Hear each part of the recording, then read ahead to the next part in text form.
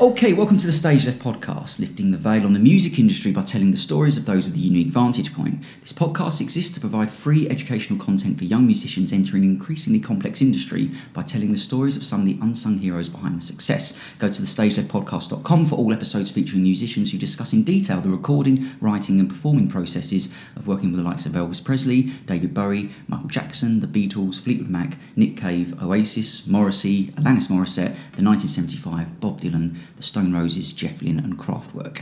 Today we'll be joined by a man described by Rolling Stone as the perfect foal for John Mayer, the 3 times Grammy winner Bob Reynolds. Bob has worked with a plethora of gifted artists, and today we'll be finding out what he's learned on this journey that he can pass on to young musicians, both from a technical perspective as well as touring and recording. His new album Quartet has just been released, and Bob joins us before a show tonight at the gorgeous Cadogan Hall as part of the London Saxophone Festival. So it's a pleasure to say that our guest today on the StageLeft podcast is none other than Bob Reynolds. Thanks for joining us today, Bob. How's it going? Excellent. Thanks, Chris. Glad to be here. Thanks for having me. Good stuff. So tonight you're playing at the Cadogan Hall, which I was just telling you is such a beautiful venue. I know you've not been there yet. Yeah. What have you prepared? What are you going to be playing tonight at this show? Well, we'll be playing a mix of music from this album that just came out, Quartet, and a couple, more recent albums of mine, Guitar Band, Hindsight, and Somewhere in Between. And so this band that I have with me today or tonight is the actual band on the album Quartet. The name of the album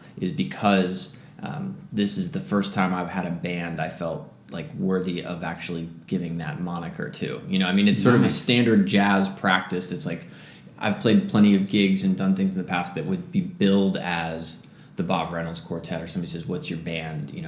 It's just a go-to thing in jazz, like the such and such trio, the so-and-so's quartet or quintet, and that's fine.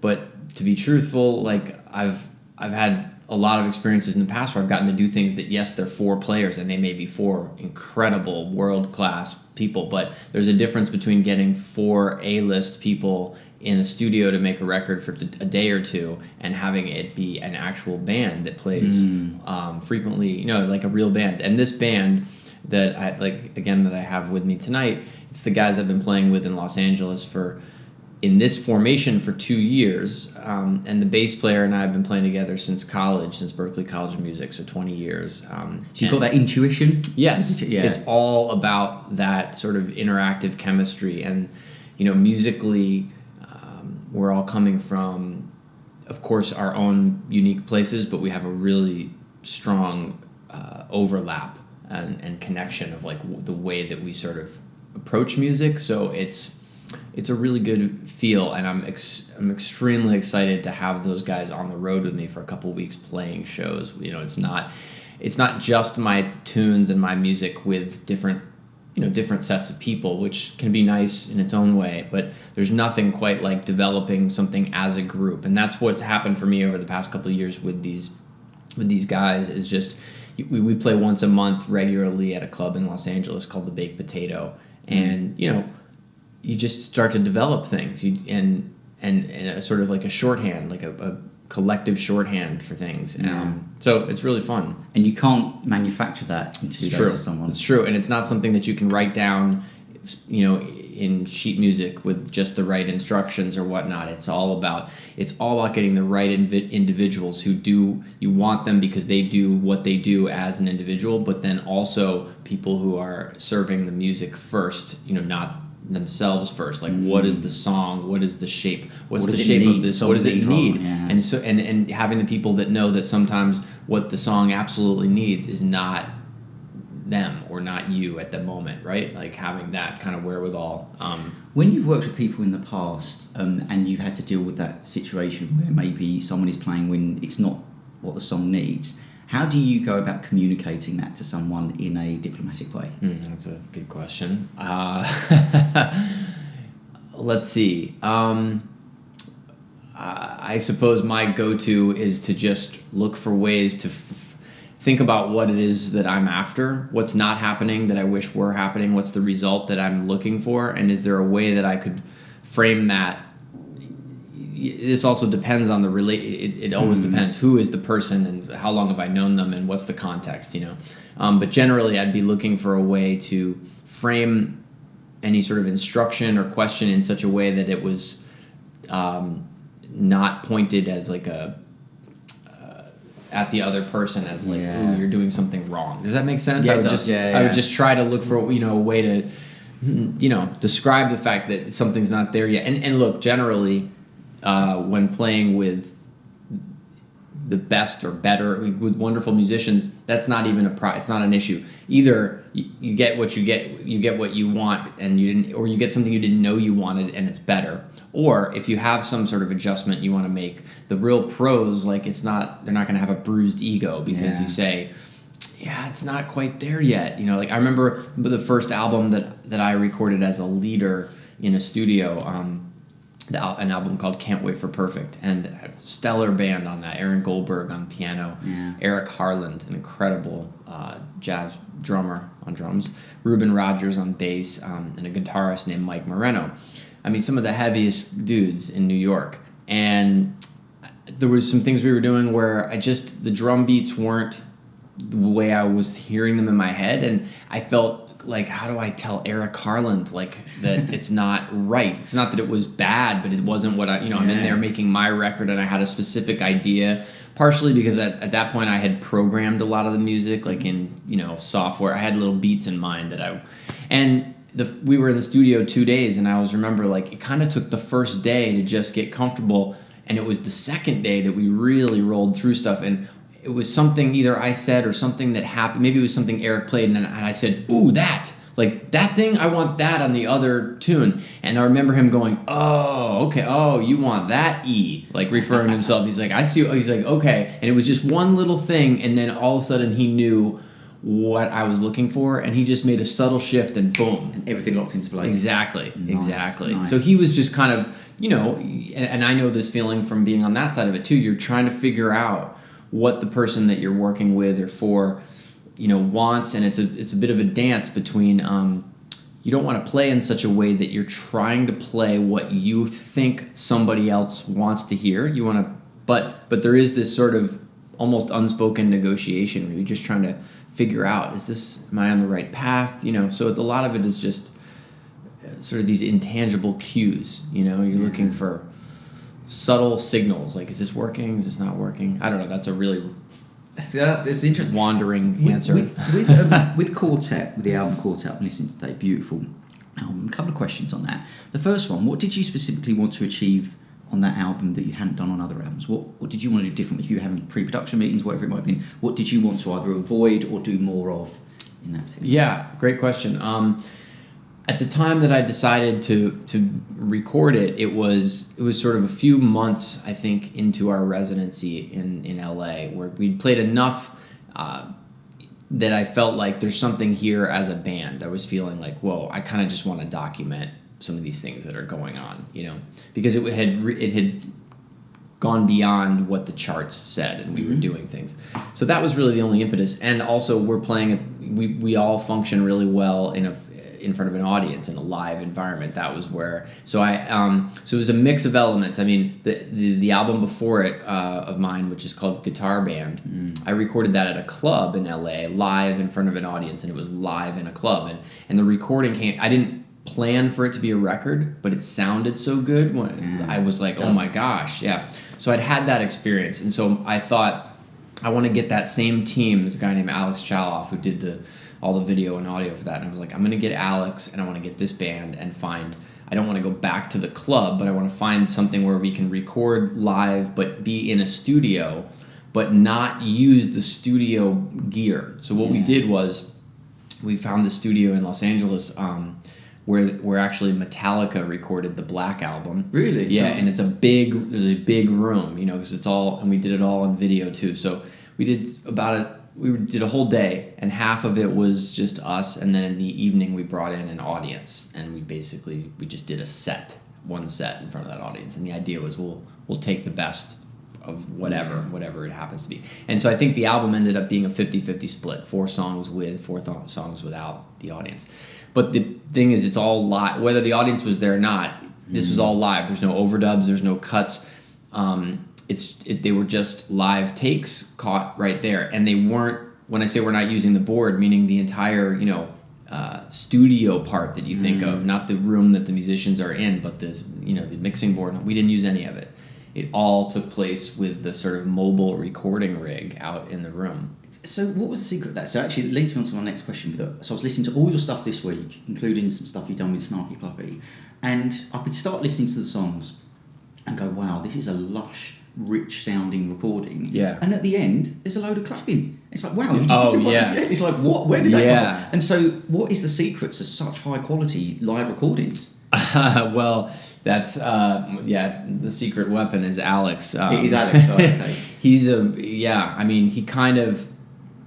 sort of messed me up now in a good way, in that once I've now heard, like, how can I put this? He's just, whatever it is and how he's capturing the sounds, both just of me personally on my instrument and of the group, it's like a realization of a dream. What I imagine, I'm like, this is what I think it should sound like, and why is it always so difficult to get it to sound like this? So I'm sure it's a combination of he uses really great ribbon microphones. He has a connection with a company called AEA that manufactures these wonderful ribbon mics. So all of the microphones are beautiful ribbon mics. And he is a drummer himself by background, so he's an audio guy first, even though the videos that he shoots and his team shoots are incredible. I've done work with videographers before, and they've got multiple cameras, and the audio, you can tell the audio is almost secondary for them. And so what you end up with is a video that might look good in subpar audio. Alex gets the audio straight from the beginning. I mean, that's priority one. So anyway, there's something about how I don't know what it is he's doing, but he captures it right, and lush is a great way to put it. And I want more and more that live feeling. So I don't want to go into a studio and put everybody in headphones in separate rooms, and you're in a dry, dead room, and then you record, and there's no, you might be able to see each other a little bit, but there's no audience. It's clearly not. I mean, it's live in that you might be making the music in real time, but and then you spend all this time mixing to try to put the air back in it. What I mean by the air is just that sense of space around the musicians, around the music. And if you go back to the older recordings, I'm thinking 60s, 50s, 60s, classic Columbia recordings, whether we're talking about Miles Davis and that classic band, or Frank Sinatra being in the room with an orchestra at Capitol Records. Frank Sinatra didn't overdub after the orchestra played. He wanted to be in the room with the orchestra. And you'll get something that way that you're never going to get the other way. You're going to get the bleed. You're going to get all these things. What does that mean? It means you're going to get the mistakes too, if whatever you want to call a mistake, that's going to be in there as well. Do you think that the fear of bleed is kind of overrated a bit? Because it's in the past, like I've had other people on here and even recently, but so like a lot of studio engineers avoid bleed, but actually I think it gives it so much character. Well, I agree. It depends. It depends on the project, and it depends on the type of the music, and again what the outcome you're searching for is. So it's about matching up the process with the desired result, I think. So, if John Mayer's spending a lot of time in the studio he's making a different kind of record than I'm making with a it's like I'm trying to record a band that plays as four people together live, and the most special thing that can come from that band of four people is the things that are going to happen, the chemistry that's going to, the unknowns. The intuition. Yeah, exactly. And so that's not the kind of thing that you want to do piecemeal. It has to be done. So again, if I'm trying to match those two up, then it doesn't make sense to do it really any other way than that. Cool. Okay, so you grew up in New Jersey, is that right? A little bit. I was born in New Jersey. I moved. I was only there through like second grade, so I don't have. And where did you move to? My mom and I grew up with my mom. My parents got divorced when I was 2, so we bounced around a lot. I went to upstate New York. I lived in Ithaca, which is near a big college called Cornell University. And at some point, the weather just got too cold and gray for her, and we had some extended family in Florida, and we went down there for a Christmas holiday visit one time, and she was like, we're moving. And so we moved to Florida, to Jacksonville, Florida, when I was about 12 years old.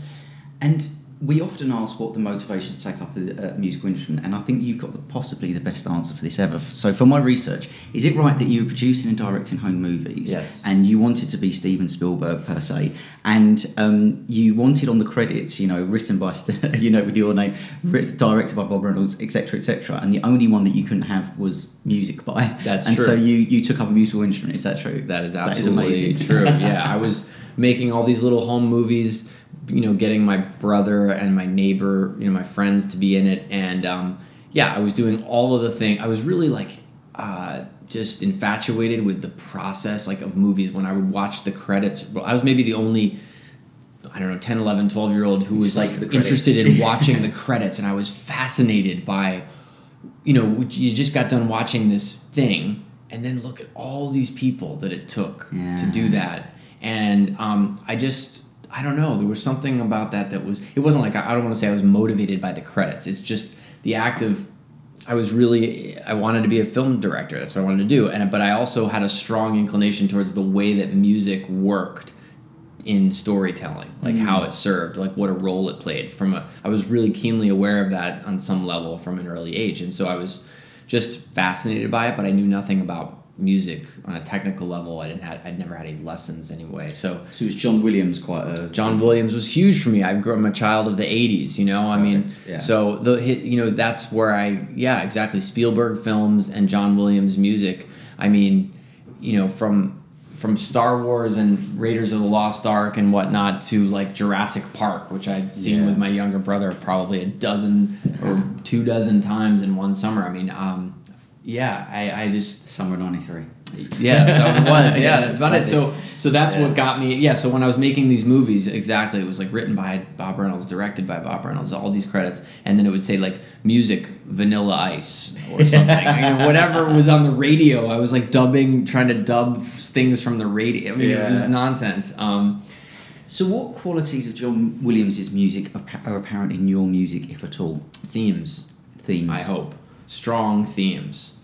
So, okay, yes, I play the saxophone. I don't compose on the saxophone. Oh, right. Yeah, I don't think I've ever, I could be wrong about this, but nothing comes to my mind that I've ever actually composed on the saxophone. So really for me that means that I don't want to write something that is a byproduct of a thing I can do on the saxophone. There are many things that I can do on that instrument, that I've got a dexterity and facility to do certain things, but I couldn't sing them, or I wouldn't necessarily sing them. You know what I mean?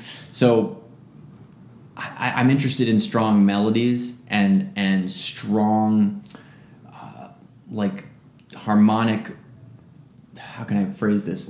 The emotions that are generated from the way that harmony works. The way that one chord relates to another chord, relates to another. I always like to say, and I think I stole this from Pat Metheny, in an interview somewhere, but it's a great idea. He said, and I may be misattributing it to him, but the idea is that, if you sit down and play a chord on a piano or a guitar, it's a singular event. It's a chord. What is it? I mean, it might be major, it might be minor, but it's just that. But then you add a second chord, and now you have a relationship.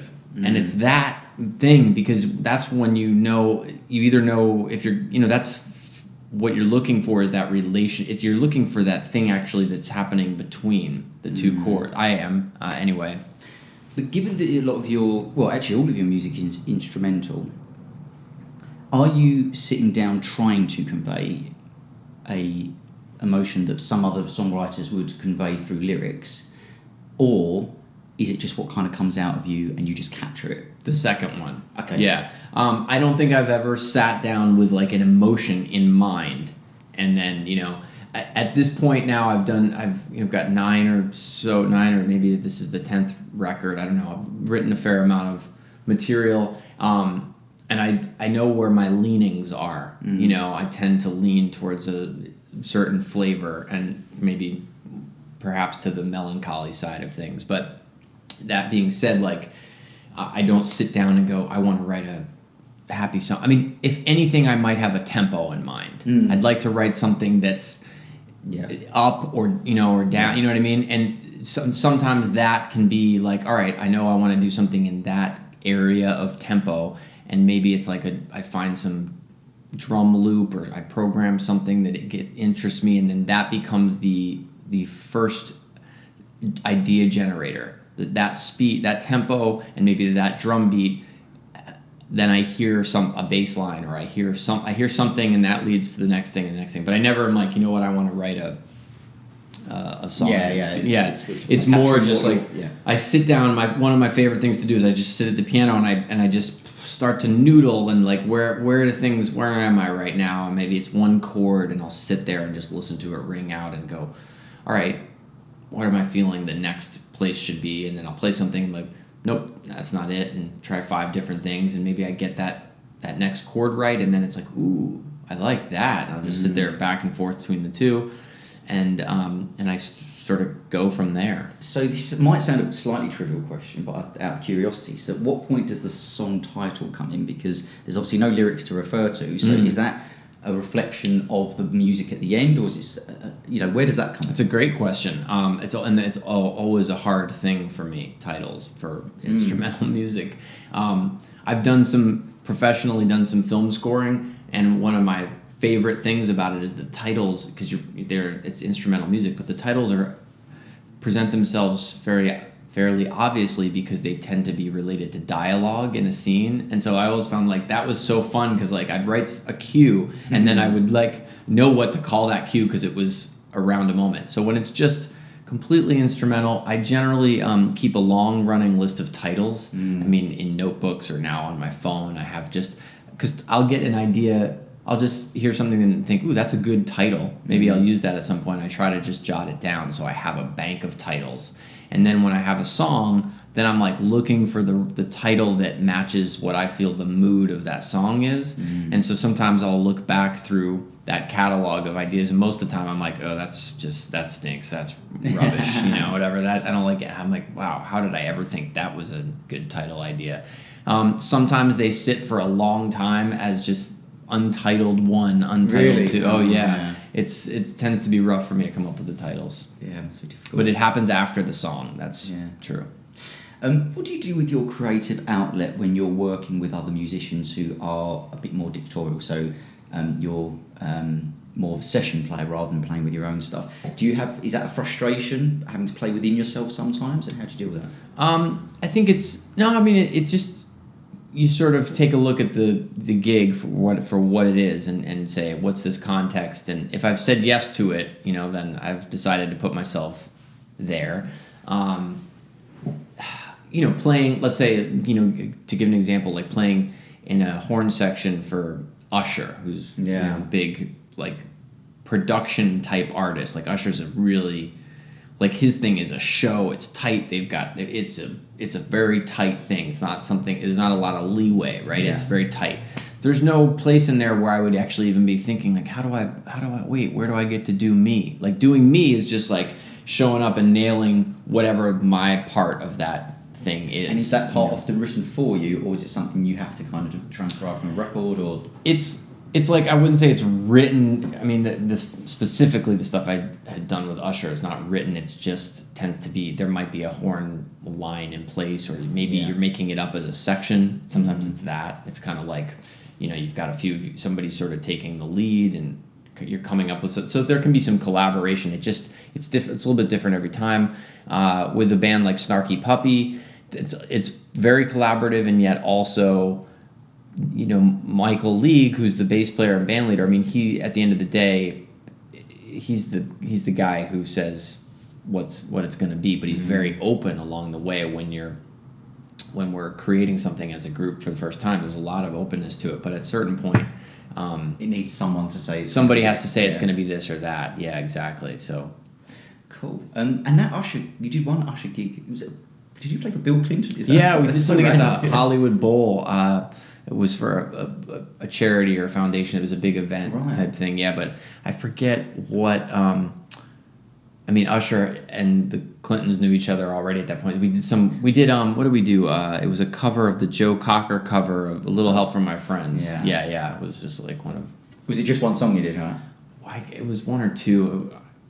I can't recall. Maybe a couple of Usher's songs also. You don't strike me as someone who gets nervous and stuff like that, but must have been a bit strange playing for that audience. Do you ever find yourself thinking about who's in the audience? If you've got like an ex-president, and that kind of thing. Is that a bit of a strange one? Yeah. Does that take you out of the focus of what you should be doing a little bit? A little bit, yeah. I mean, not in a way where it's like I can't do it. No. But sometimes you have something like that, and it's sort of hard not to just sort of go, this is surreal. Like, what? I'm at the Hollywood Bowl playing with Usher for Bill Clinton. Like, what is happening here right now? But not in such a way that I like can't do what I need to do.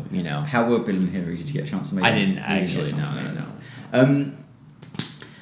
You talked previously in another interview. I heard that around early jobs that you did, and the fact that you had to kind of string jobs together so you could afford to tour with Jonah Smith. Is that right? Yeah. You've done your homework. Yeah, man. Yeah. So, out of interest, do you think any of those jobs you learnt skills that could be transferred even subconsciously to what you're doing now? Was there some value in that you've transferred?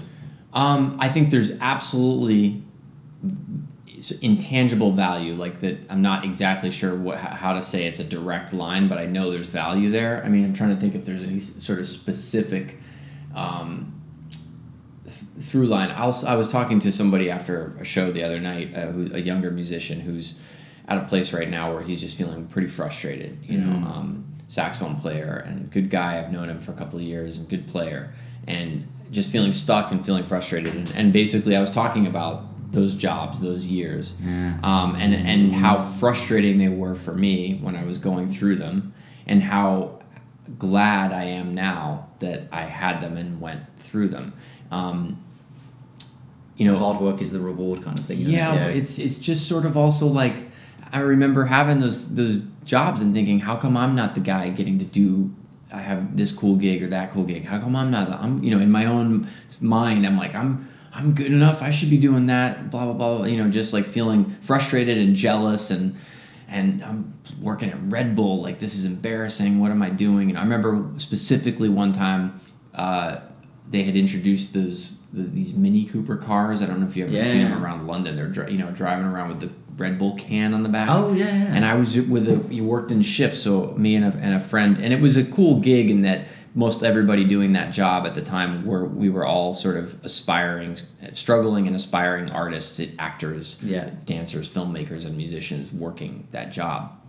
So you're kind of traipsing around New York with a kindred spirit, Yeah. But I was on the West Side Highway, and I'll never forget this. We were parked somewhere. We were supposed to go in and sample Red Bull to like a guy who owned a Subway sandwich shop or something.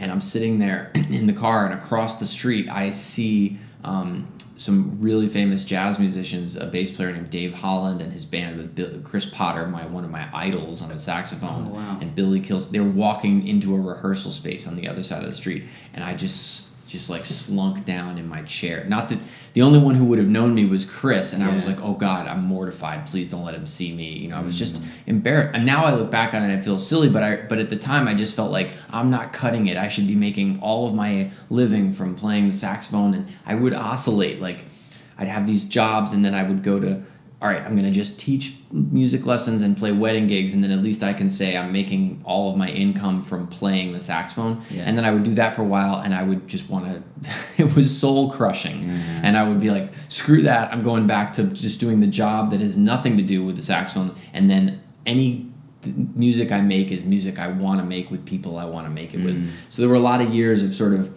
trying to balance those two things, and honestly, just stay in the game. That was sort of the advice I was giving to this guy. It's like, a huge portion of it is just staying in the game. It's a bit of a war of attrition, and it's amazing how as time goes by, the world and the professional world you may work in gets smaller and smaller, and you know more people. And if you can stick around and keep focused and not lose, your desire for what you're doing, I mean, that's a huge part of it. So those jobs, they kept me around, they kept me from having to pack up and leave New York. I could pay my rent, I could stay there, I could be around for opportunities to develop, things that just take time. Great answer, thank you. And you've written and played on like hundreds of songs. And what is the creative well you go to when you've got a blank sheet of paper in front of you? So talk about writer's block and that kind of thing. Is there anything you particularly do? I know you talked about sitting at a piano and seeing and noodling. Anything else? Yeah, it's a good question too. I can think of a couple. So one of them is, when I sit at the piano, very often I'm instantly annoyed at my own stuff. Because I have places I go, and so it's just annoying. I'm like, oh, I've been here so many times before. I can't believe I'm playing this again. Mm-hmm. And so one of the things I'll do to help get myself unstuck is play. I'll pull up like the chord changes to a jazz standard, and I don't have like great piano skills, right? But even to just slowly kind of march my way through the chord changes and figure out how to navigate another composer's harmonic choices almost inevitably brings me at least to one new chord. It might not be a new chord, but just a new something, a new voice. And all I'm looking for is the one sound that makes that little thing inside go, ooh, that's interesting. What is that? And then I try to follow that thread.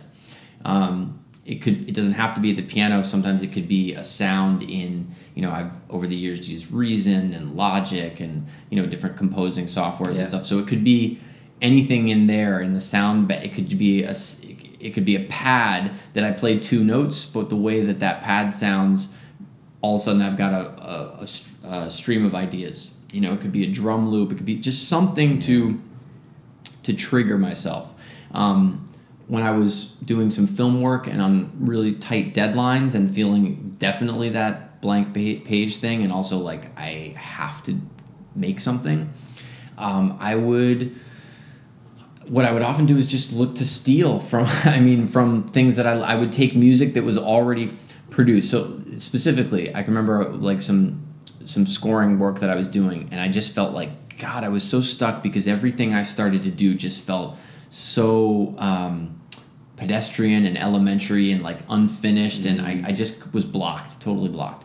So I started I had about 10 or 12 different cues from composers and other things that I liked, that I just loved the finished product, the sound of it. And I just started taking those things and putting them against the scene that I was composing to until I found the one that had the right like feel, emotion. And then I would work backwards from that, the same way I might from copying a jazz saxophone solo to learn it myself. I would just start deconstructing what are the elements in here. How can I'm not trying to rip it off and play the exact same thing, but just using it as like, oh, that might be like, ooh, okay, the way that he did this, I can do that with this thing, and that would get me off to the races. And lastly, I would say in a related way is like a lot of times my compositions have been influenced by pop music. I mean, with a broad brush. I mean, everything from Daft Punk to Steve Reich to Aaron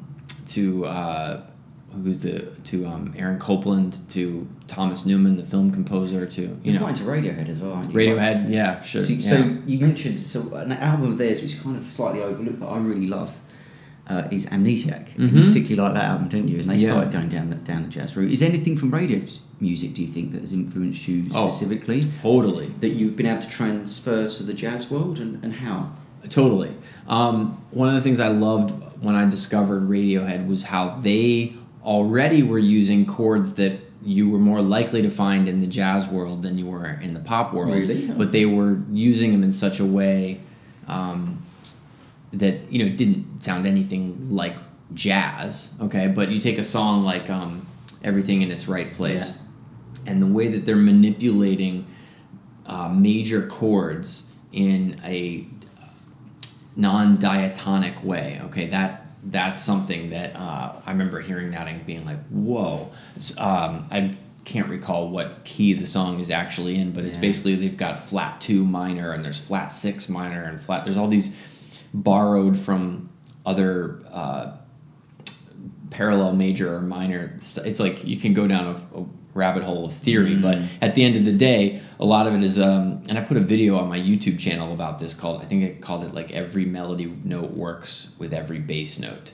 And it's just the idea that if you go down the chromatic scale and you take a single note and you play it up top, you can work your way to every note you can find chords that will make the two notes work in between. Right. So something I got from Radiohead, you know, if you think of that song, Everything in Its Right Place, dee doo doo doo dee dee dee dee dee dee dee dee. I'm not going to sing the whole thing, but you know, you can hit this, like, play the note C, and underneath that they've got like C with E flat under it, so C is the sixth, and then D flat under it, so C becomes the major seventh, and then C minor, and now that's the root, you know. And the way that the colors shift around that was something that really, like, inspired me and kind of led me down a lot of different ways. And then I would just try doing that myself, like moving static chords around and finding all of the, okay, let me take this one note, what are all the major chords that can work under it, and which ones do I like the best, and in which order, and things of that nature.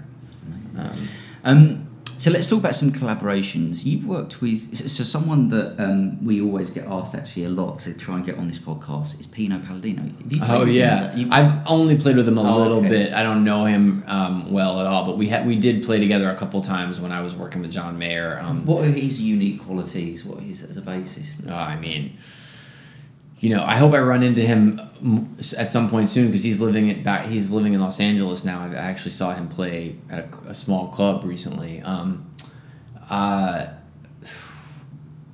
mean, he plays exactly what needs to be played and no more. Maybe no. I mean, he just plays the right notes at the right time. You know, he's not playing. He's functioning like a bass player in the truest sense of the word. He is holding down that bass part. He's playing just these gorgeous, big, round, fat root notes, you know, a lot of the time. And then every so often, though, he does, you know, if you look up especially like videos of him on tour with D'Angelo, even like 10 years ago, I forget what they called that band, but after the Voodoo album. Yeah. You know, and it's like he's just laying down something so funky, and then he'll just one time, he'll pull out some little thing, just a little thing, just once, and you go, oh my gosh, you know. But it's not flashy. Yeah. You know, he's an anchor, and it's so solid and so groovy. I don't really have the vocabulary to describe what it is that he might be doing, but all you need to do is listen to the album Voodoo by D'Angelo. I mean, that kind of just changed the game, the way that he and Questlove interact together. Yeah. I mean, and how he can play so behind the beat but not have it be dragging, and you know, that's a team effort there. But yeah, I mean, Pino's just, it's about the best thing I can say. I mean, he just plays the right thing at the right time all the time. Okay, so John Mayer. How did your relationship with John Mayer work when you collaborated with him? It started off just, how did it start? First of all, we went to Berkeley together. Right. Yeah, and that's where I met him first, back in, I guess it would have been 1997. We're the same age, we're the same grade at Berkeley. I met him at a very late night recording session, one that started at 2:30 or 3 in the morning, if I recall. Started. Wow, okay. Yeah, because the way it worked at Berkeley back then, they didn't have a lot of studio space, recording studio space. Book time. And they were running classes all through the day. So the only open time was in the late hours, right? Yeah. And generally, if people were the people who were there to study engineering, they had projects they had to complete for engineering projects, and you know, then everybody else had projects they had to get their music recorded. So somebody said, hey, will you do this late night session for my live to 2-track project? Live to 2 meaning it's not going to be a multi-track environment. We're going to record live to 2-track stereo. That's like a starter project in the music production and engineering. And so it was a guy who lived on my floor in the dorms, and I said yes. And that ended up being the session that John Mayer was one of the guitar players on. And I did it sort of reluctantly. Like, I didn't know any of the guys doing it, and it started late, and I was, you know, I mean, I was only a freshman, but again, I remember thinking, I don't know, I mean, how come none of the really cool jazz guys are calling me to record? I guess I'll go record with this dude down the hall, you know, whatever. And it was super fun, but I didn't think anything of it, you know, other than that. But that's where I met John, and I somewhere have a cassette tape still of the song we recorded. It was called Depends, which he co-wrote with his buddy Clay Cook, and it was they named it after the adult diaper called Depends. And really? Yeah, John was very much in his Charlie Hunter, heavy and being influenced by Charlie Hunter at that time, and I think he was even playing the same kind of guitar that Charlie Hunter plays. And there's a song on his album on John's first album, Room for Squares, called Neon. Right. And I think Neon is very closely related to this little jam that we did for that project. Got it. Anyway. But that version that you got on cassette, yeah. has it been heard before? Has it been released before? Or is it just something you got for yourself at eBay one day? It's something I have, and John's heard it, but it's not something that's out there. Yeah. Interesting. Yeah. There's a lot of people who probably like to hear that. Yeah, it's a private archive thing. But then 10 years went by, and his career blew up, and we stayed in touch a little bit. We weren't like good friends at Berkeley. I mean, literally, that was the only time I met him. There were a couple other overlapping moments, but 10 years later, I had seen him. One time I went home to Florida in Jacksonville and happened to notice he was like playing a big arena show there, and I got in touch with him like, hey man, like when I'm gonna be in town, any chance I could get a ticket? And he hooked me up, and I went back. I heard his band. I went backstage, and that was years before I started working with him. But then years later, I had just gotten married, and I was back to New York from our honeymoon about 5 or 6 days, and I don't remember exactly what happened, but I landed on John's website. He had just put out the album Continuum, and I was checking it. It was so great. I was just listening to some clips, saw he was playing at Webster Hall, and again, said, hey man, I just got back in town. If you're around, love to connect or whatever. And he emailed back, and he was like, come to the show. What are you doing next year? And I thought, okay. And so I didn't tell my wife, but I surprised her. I took her to the show at Webster Hall, and then we went backstage afterwards, and I figured I'd let John ask, because like I said, we were just 6 days back from the honeymoon. And so he said, I had introduced him to my wife Nora, and he was like, hi Nora, nice to meet you. Do you mind if I borrow your husband for the year? And the thing is, he was looking to make some changes and just wondered if I would join the band. And it wasn't like a thing where my audition happened 10 years earlier at 2:30 in the morning. So I feel like that's a big lesson in and of itself, you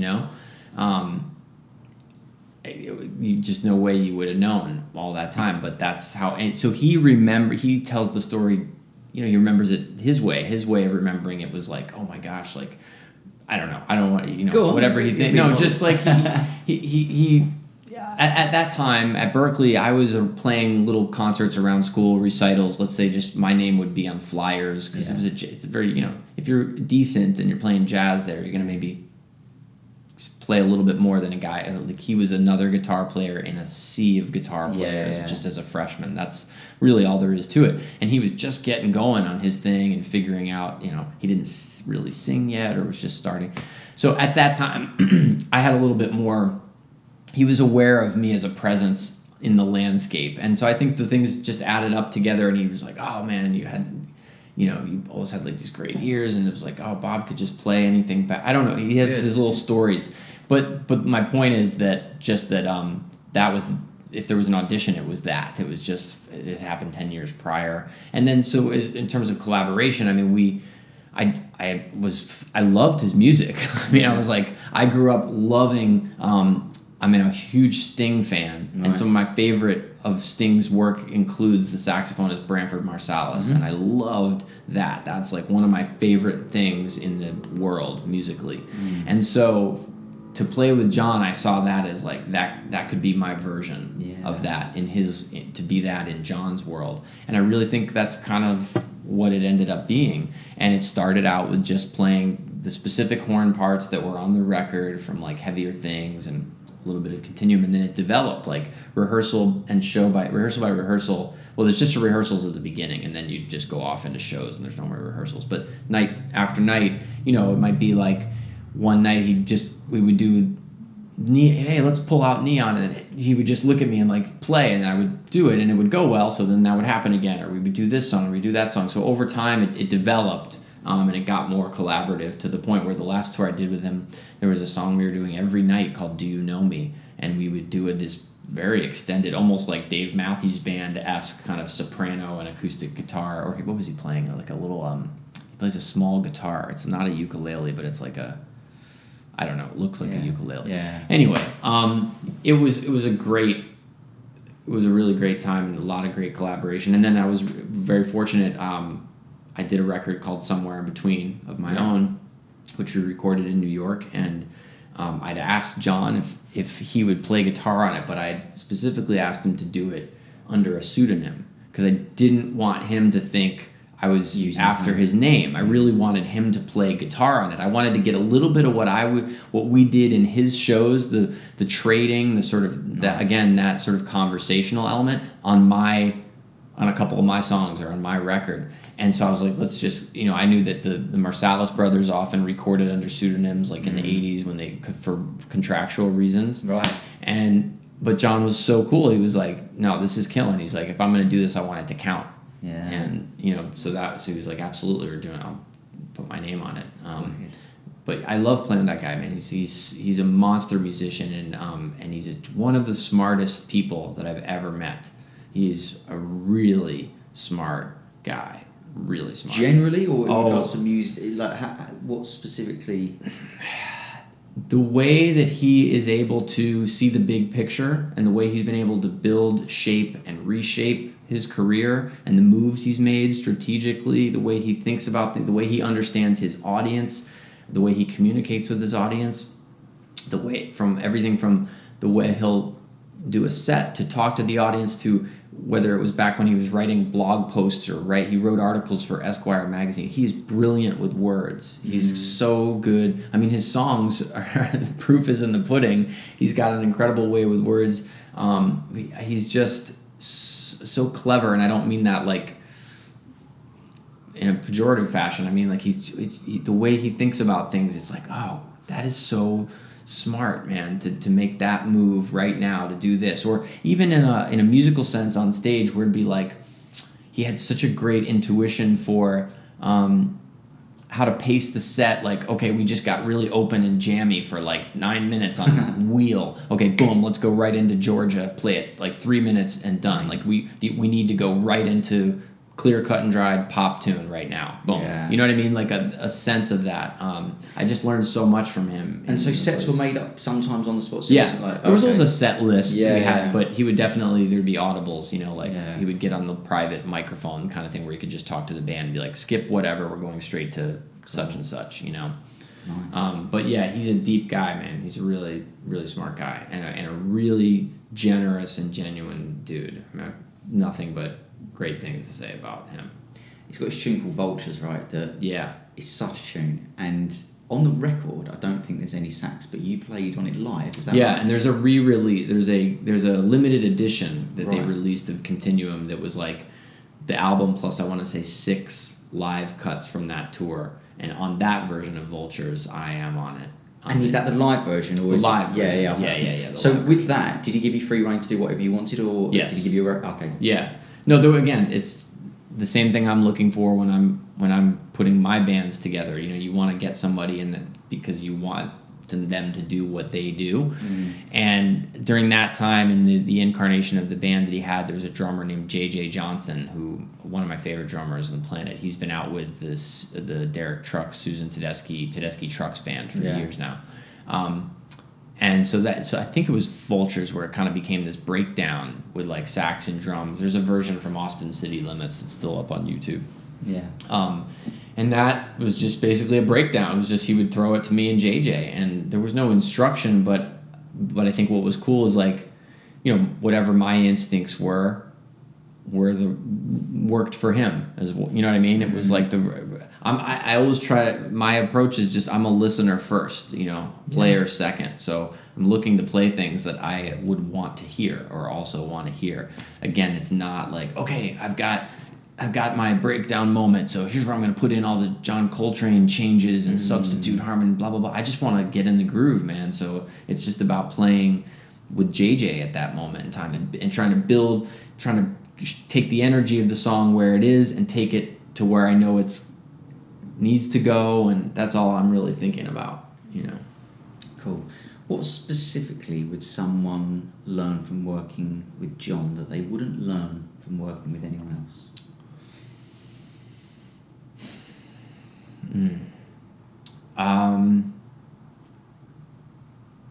Wow, that's a good. I mean, I feel sort of like a lot of the things that I was just raving about. I mean, I've worked with a bunch of people, and John is people would ask me when I was doing that, like, oh, who's his musical director? Well, he's his musical director. Is he? Right. Yeah. I mean, so again,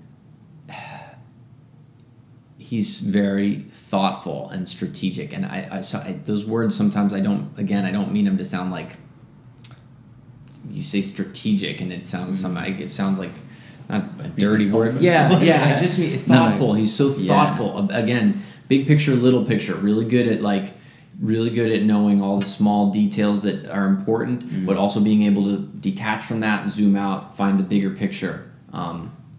Whether it's a song, a solo, a set, an album, a tour, or a particular time in his career. I can look at some of it without, these aren't his words, but I even look at some of it as like, okay, he was at Berklee, he wanted to be a blues guitar player.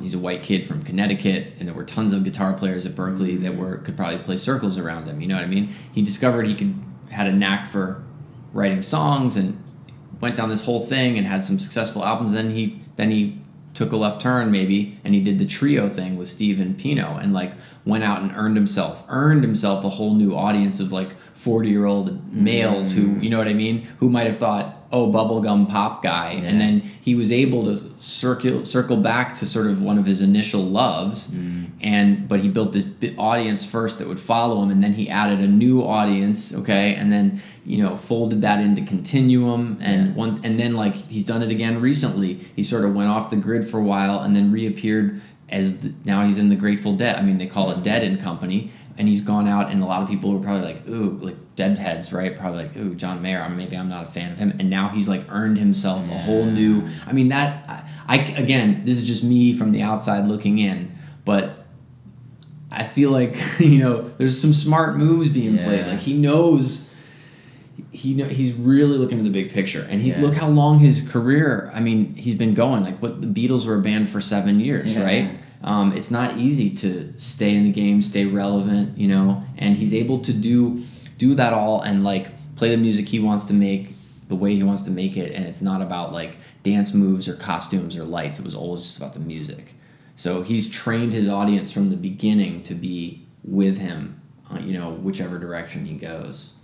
I don't know if that's something that's great. That's a great answer. So in regards to yourself, when you play at your own shows, it's a very reflective question, this one. Okay. Who do you become on stage that you aren't off stage? Oh, that's a really interesting question. Who do I become on stage that I'm not off stage? Oh, man. Well, in some sense, I feel like I'm trying actually to get the two to match up as much as possible, in that, it's not I don't want to ever like adopt a personality. I don't have like, I go on stage and now I become this other entity. So in a certain way, I would say over time, I'm almost trying to do the opposite. I'm trying to become more fully myself on stage. And what are you holding back though from yourself currently, if you're not quite there yet, or what have you done in the past? Yeah, I mean, there's always a little bit of I think I always deal with a little bit of on stage, a little bit of like, oh, what I should play. I feel like I should play something. Who's in the audience, or what's going on right now? I should, I should flex these muscles, or I should do this, or I should do that. I felt that a lot years ago when I was still living in New York. Like, I'd be playing a small club and some musician that I respected would walk in the back or something, or I'd be scanning the, and that would lead me to play for that person. Yeah, in a way that I maybe was capable of playing, but it wasn't the sincerest form of me because it was a little bit contrived to make a choice to do oh, that guy just walked in. I'm gonna play. I'm gonna really just decide to lay it down and play these kinds of things, which are decisions that take you out of the moment, take you out of the sincerity of the moment. So I've often struggled with that, and I feel like over time I've gotten a little bit better at restraining those impulses and staying and being like, nope, it's okay to just, if right now I I want to play this way, and it might be simple or it might be sparse, and that's exactly what it should be. And that takes a level of confidence that I didn't have early on. So I'm trying to do that more and more and be just comfortable with whatever it is and not what I'm trying to make it be. Cool. Fight or Flight on Hindsight. Mm-hmm. Favourite tune out of all the ones I heard of yours. I really love that song. Very dark, kind of. There's an impending kind of doom underneath it, and very soundtracky. And I didn't know that you'd done so many soundtracks. And I love the tom fills, and the drums are really good. Tell us about that particular song, because that is a tune. That is such a good song. Well, thank you. I mean, that's actually an interesting thing to bring up, because that album took me 10 years to release, not 10 years to record. But I recorded it in 2008 and I released it last year. Really? And one of the reasons I didn't release it, certainly initially, was because of songs like Fight or Flight. I recorded them and felt great, but I felt also shy, and embarrassed is not really the word, but living in New York at that time, I didn't know who to play them with, or where it fit, or what is this jazz? Is that I didn't know. I was like, I know this is the thing that I feel like I want to make, but I don't know where to put it. And I just, kind of to the last question we were talking about, I was so concerned with trying to like be a cat on the saxophone, you know what I mean? And I was just didn't have the confidence to say, oh, this, right now. It was one of the reasons. There were a bunch of reasons why that took a long time. Some of the music from that record. Anyway, to just stick on that song, it's really interesting to me to see, like, now I think if you look up my name on Spotify, that's the first song that comes up. Is it? Right. Popularity. Okay. And it's really interesting because it was one of the things that scared me. Like not now, back then I was afraid of it. Like, I'm embarrassed by this song. And it's because I think the reason people like it, it's just sincere. Yeah. Not to say any others aren't. But there's something like emotionally vulnerable in that song, and what's going on there that I couldn't really handle back when I recorded. I mean, you know what I mean? I could handle it, and then I recorded it, but then I was like timid. I don't know what to do with this, or what do I call this, or like I was worried about like getting attention from jazz critics, and what would they say about it? All this nonsense that I could care less about now. But at the time I cared very much about. I wanted to be seen as like, I wanted people to be like, oh, this guy's like an up and coming blah blah blah blah blah, whatever. And I thought, oh, this is nobody's gonna know what to do with this song. So I had a lot of insecurity around it. But the song actually I wrote at 3:00 in the morning in a hotel in Chicago while I was on tour with John. I wrote it with a little keyboard inside the Reason music software. And there's something cinematic about it, for sure. And I was trying to find a way to like, how do I marry these two things? Like, I love that music. I love music that has that emotional kind of quality to it that you often find in films, okay? And then like, how do I marry that with, I also want to play in this small band improvisational context, and like something I was really trying to figure out. So that song has a lot of those elements. It's an absolute tune. I love that. Thank you. That song. So you're a gifted and kind of celebrated musician. What bad habits do you have that you would teach a young musician not to do? Oof. If any. Oh man. You've got really good questions, Chris. Tough questions. What bad habits? Well, I would say some of them a couple of them are evidenced in things I've titled songs or albums. So the title Can't Wait for Perfect. It's an ongoing struggle for me. Kind of, again, what I just talked about. I have a real hard time. I'm my own worst critic. I have a hard time getting out of my own way and trusting.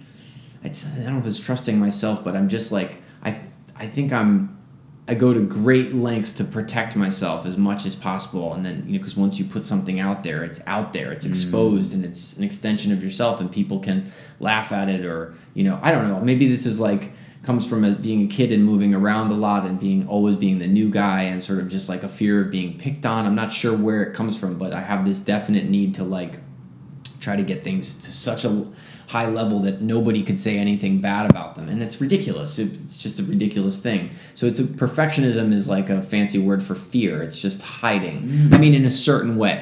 Details are important, and I think I'm glad to have it too, because it's been an asset, but it's equally its own liability in another way. So I don't know if it's really a habit that I would, but it's something I would advise to be cautious of.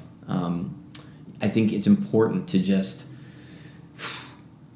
do work, keep pushing, keep putting stuff out. Like, the thing is this, right? You know, how many people have you encountered like who would say, "Oh, I write all these songs, but it's all on a hard drive. It doesn't exist anywhere yet because it's being protected."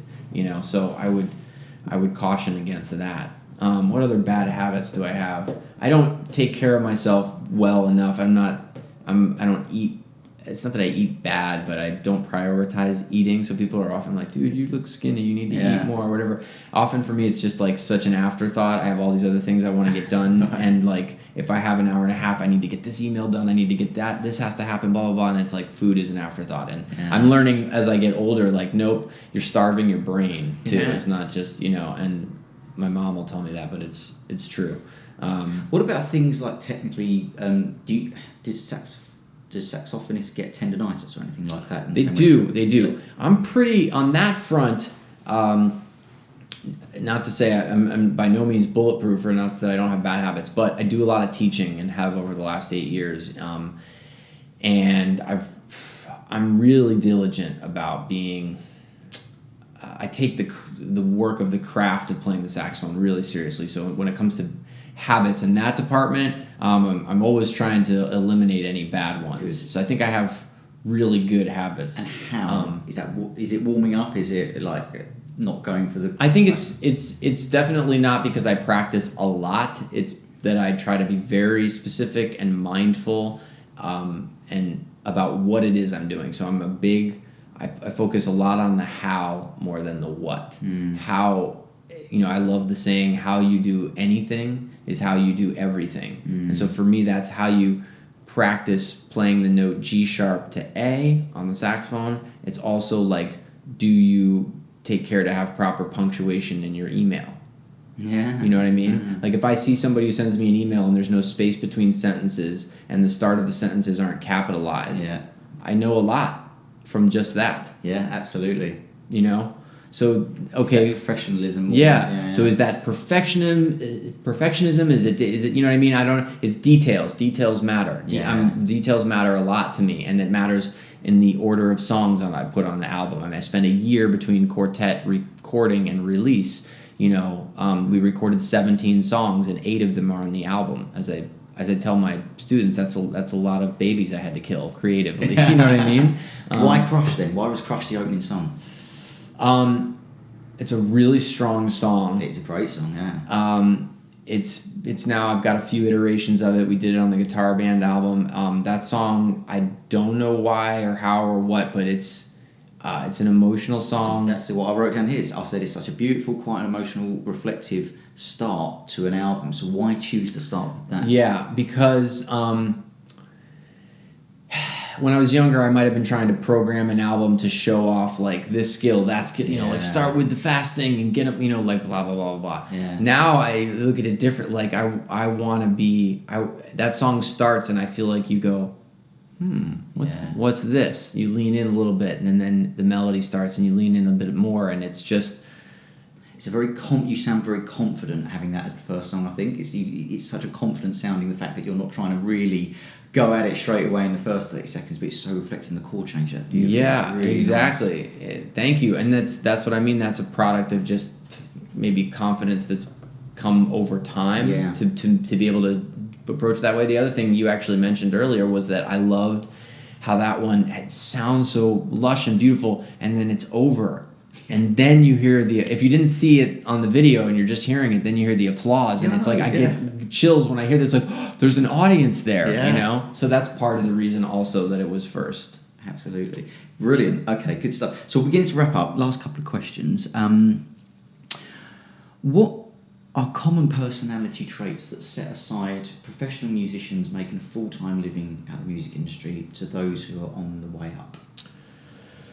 Let's see. I think that some things that I've seen across the board, some observations, let's say, I've gotten the chance to meet some of my absolute like idols, Michael Brecker and Joshua Redman has now become a good friend of mine, and Chris Potter, and the guys I looked up to from a distance for a long time. And then when I met them, they just were, I remember being in college and I met Joshua Redman at the Monterey Jazz Festival, and a band member of his, Ruben Rogers, who ended up later recording with me on both Can't Wait for Perfect and Hindsight. So he's the guy you hear on Fight or Flight. But he was in Josh's band, and he heard me play a side stage or something and told Josh, hey, I heard this kid and he's pretty good. I met Josh, who's like my freaking idol, and he chatted with me at the hotel bar for half an hour, and he gave me his number, and I was just like a ball of nerves. And, it took me a long time, and I finally got up the nerve to call him at some point, and I came up with probably some silly question. Hey, Josh, remember me? It's Bob Reynolds. We met at the Monterey Festival, and I'm going to the studio tomorrow. I just had a question about microphones. It was kind of jive. It was just like I wanted an excuse. Anyway, Josh returned my phone call less than 24 hours later. Nice. He's somebody that was like at the top, right? Yeah. And then Michael Brecker was super kind and generous and giving and warm to me, and like Chris as well. And then I've met lots of people who are nowhere near the caliber of those guys, who have acted like they were way above. You know what I'm saying? Interesting. So one quality that I've found across the board is that like the people that are the absolute best. And of course, it's not always everybody in every situation, but by and large, I've found that they've also been the kindest and most generous people. It's just been my experience, and take it for what it is. Another thing is that like if you say yes to a gig, like I remember like that one of the recording sessions, and Ruben and Eric, when they showed up to rehearsal, they were early for rehearsal. And I was paying them what I could afford at the time. They were doing me probably a favor and everything, but they said yes to the gig. They treated it as if it was like they were showing up to play in Josh's band or with Diane Reeves or whatever. They were early. Another one, Keith Carlock, a great drummer that I worked with for one of the tours in Mayer's band. And then we came off the road, and he did a gig with me in New York. And I remember, this guy's a monster. He plays with Steely Dan. He played with Sting. He played with all sorts of people. And he was early, and he learned all my music. Wow. And for a bar gig, a 55 bar gig, So like if you say yes to the gig, say yes all the way, and also be careful like what you're saying yes to, because saying yes to one thing, it means you're saying no to something else. So just like doing your homework is huge. Being early, Professional word. Yeah. I was on another tour, and the drummer I had with me, this guy Jordan Perlson, who I've done some recording with and worked a lot with. I remember we were in Spain. We did it was sound check time, and he set his drums up, and just everything was right. And then he sat down and he read a book, and I remember being like, "Holy shit, man! Sorry if I can't say it, but like, that's fine. Like the fact that he didn't just he wasn't on the drums for 20 minutes noodling around. It was my thing, and he was respectful of it. He was like, I'll come up and play him whenever you want me to, but I'm going to just chill here and be quiet while you get set up. Yeah, nice. Just respect, awareness. I did a clinic once at Berklee College of Music with Sean Hurley, amazing bass player. Mm-hmm. We played in Mayer's band, but he's played with tons of people, and he's he's younger than Pino, but he's going to be the guy's just he's a legend in the making. And anyway, Sean and I would have these conversations like, why did this person come and go from the band so fast and these people didn't? And oftentimes what we would see is like some people just didn't seem to be, how did Sean phrase it? Like they didn't have their radar up to sense the prevailing winds. It's like being able to just read a situation and read people and read what's going on and where you should fit. Where should you be right now? Should you be right up front? Should you be in the background? Is this the time to, just knowing your place and awareness, again, just awareness of a situation. It's a tremendous asset to have, and a lot of people, it's not something that we were taught at Berklee in a class, and so you might think, just that. Like, is this the right time to hand somebody my CD and have that conversation, or is this not the right time for that? Again, just with thoughtfulness. What ambitions do you have left? Oh man. Top two. Top two. What I'm doing right now for the next couple of weeks, I'm just cracking the surface of doing this. It's something I've wanted to do my entire time playing the saxophone. And that is, be out on a tour with my own band. Not for like, hey, it's like, look at me. It's just that I get to present the music that I care so much about with the people who can do it the most justice. And then to be able to share that with people. Like the last couple shows we've had, it's been electric to share that. And that's really exciting. And I'm 40 and I'm just getting to do it for the first time. So that's really a big one. And the other one is to continue to be there for, I have 2 young kids, and to continue to keep the balance so that I'm, that's my top priority, is being a great dad. Yeah.